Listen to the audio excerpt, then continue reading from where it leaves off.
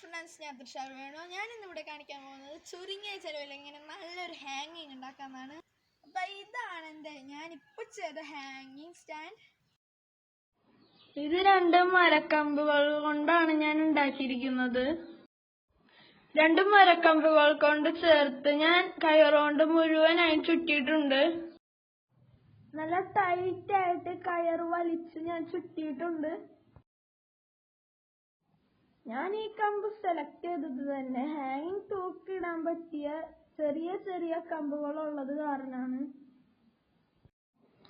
ഇത് ഞാൻ നല്ല താഴ്ചയിലാണ് കേട്ടോ, നല്ല ഉറപ്പിൽ വെക്കാൻ കുഴിച്ചിട്ടിരിക്കുന്നത്.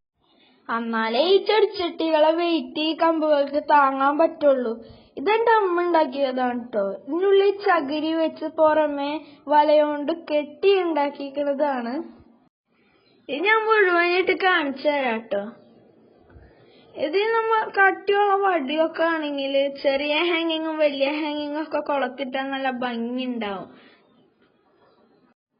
ഇത് ചെറിയ ഐസ്ക്രീം ബോട്ടിലൊക്കെ കളർ ചെയ്ത് ഞങ്ങൾ ഹാങ്ങിങ് വെച്ചിരിക്കുകയാണ്.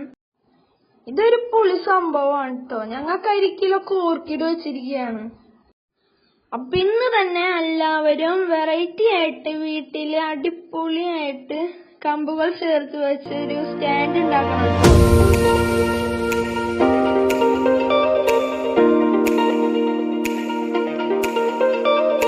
അപ്പൊ എല്ലാവരും ഇങ്ങനത്തെ സ്റ്റാൻഡ് വീട്ടിൽ ഉണ്ടാക്കി നോക്കാം.